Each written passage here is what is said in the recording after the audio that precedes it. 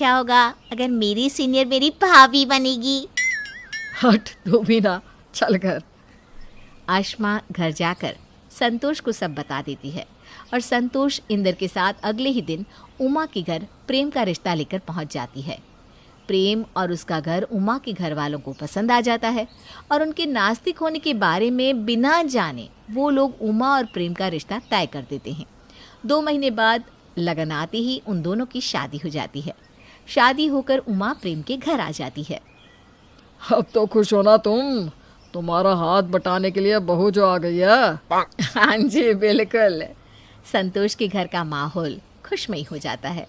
अगले दिन उमा जैसे ही उठती है वो नहा धोकर सूरज को जल चढ़ाती है और केला की पूजा कर घर में मंदिर देखने लगती है पूजा करने के लिए। मंदिर नहीं है क्या इस घर में? भगवान की एक भी तस्वीर नजर नहीं आ रही है। ये कैसा घर है? आज तक तो मैंने ऐसा कोई घर देखा ही नहीं। उमा के हाथों में पूजा का लोटा देखकर संतोष कहती है, ये सब क्या करने लगी हो तुम बहू? हमारे घर में कोई पूजा पाठ नहीं करता। अरे ये सबसे कुछ नहीं होता है, ये ना सब टाइम की बर्बादी है। माँ जी ये क्या? भगवान तो हर जगह है, वो कण कण में है। मेरे घर में मंदिर नहीं बनेगा, तुझे जो करना है कर। हमें पूजा करने या उसके बारे में कोई ज्ञान मत देना। उमा को धक्का लग जाता है और वो ज़मीन में बैठ जाती है। ये क्या हो गया? मैं अपने भोले की पूजा नहीं छोड़ सकती। एक ना एक दिन इस घर में सभी आस्तिक बन जाएंगे। उमा किसी से कुछ नहीं कहती और पूजा की थाली सजाकर अपने घर के सामने शिव मंदिर में पूजा करने चली जाती है। तुम ही अब सब ठीक करोगे भोले।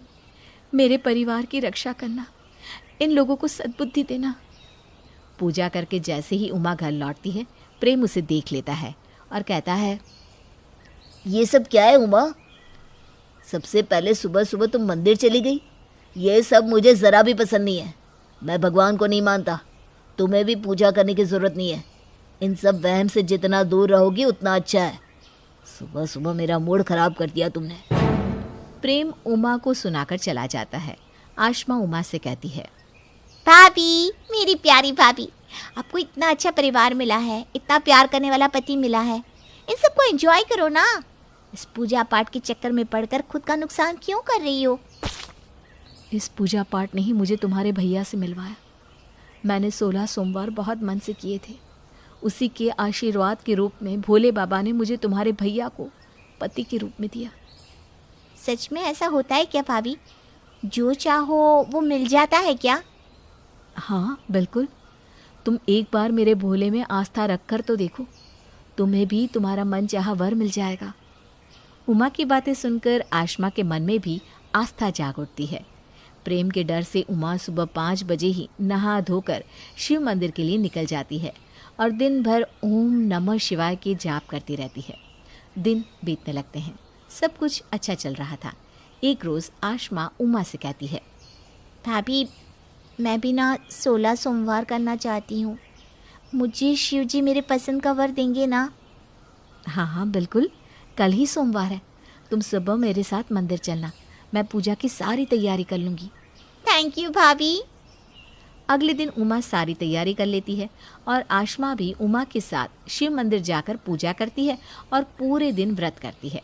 आशमा के घर में सबको जब ये बात पता लगती है कि आशमा ने व्रत रखा है तो वो लोग उमा पर भड़क जाते हैं। मेरी बेटी को भी तुमने इन आडंबरों के झांसे में फंसा दिया। तुम्हें कहा था ना कि हम लोगों को इन सब से दूर रखो। देखो, अगर ज्यादा तुमने ऐसा कुछ किया ना तो तुम्हारे भी पूजा पाठ बंद करवा दूंगी मैं। तभी वहाँ आशमा आकर कहती है, भाभी ने कुछ नहीं किया। मैंने अपने मन से ही 16 सोमवार का व्रत किया है। उमा के घर का माहौल अब खराब हो जाता है। इसी तरह दिन बीतने लगते हैं और जैसे ही आशमा का 16 सोमवार का व्रत पूरा होने को होता है, माधव का रिश्ता आशमा के घर चलकर आ जाता है। माधव वही लड़का होता है जिसको आशमा मन ही मन चाहती थी। भाभी सच ही कहती है, भोले बाबा सबकी सुनते हैं। भगवान शुक्रिया मेरे माधव को मेरा बनाने के लिए। आशमा की आस्था भोले में और भी पक्की हो जाती है और वो आस्तिक बन जाती है। माधव और आशमा की शादी हो जाती है और शादी करके आशमा अपने ससुराल चली जाती है। दिन बीतने लगते हैं और एक दिन उमा संतोष, प्रेम और इंदर के साथ घूमने के लिए मनाली जाती है। 4 दिन तो सभी मज़े करते हैं। वहाँ उमा के लिए मंदिर जाना मुमकिन नहीं था, इसलिए वो उठने के साथ ही होटल के कमरे से ही सूरज को प्रणाम कर शिव जी को याद कर लेती है और मन ही मन उनका मंत्र जाप करती रहती है। चौथे दिन रिटर्निंग के समय प्रेम कहता है, माँ, हमारी ट्रेन मिस हो गई। अब क्या करें? कल तो हमें किसी भी तरह घर पहुंचना होगा। आसमा और माधव जी पहली बार घर आने वाले हैं। ठीक है, तो फिर मैं गाड़ी बुक करता हूँ, उसी से चलते हैं। ये बर्फीले और पहाड़ी रास्ते से कार से जाना खतरे से खाली नहीं है। अरे कुछ नहीं होगा, आप लोग चलने की तैयारी कीजिए।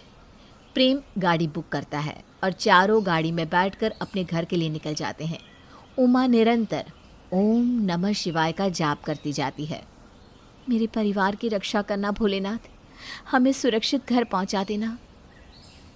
गाड़ी में प्रेम अंग्रेजी गाने बजाता रहता है।